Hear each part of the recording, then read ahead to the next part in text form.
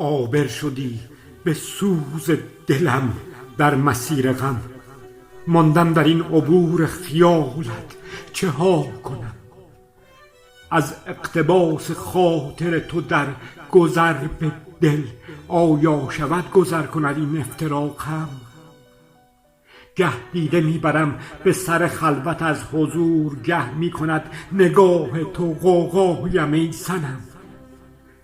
انبوه مرحمت رسد از فضل دامنت، وقتی که میگدازیم این سینه با ستم. استادم کنار خیال تو تا ابد، بسیار ناله های دلم بشنوی چو کم.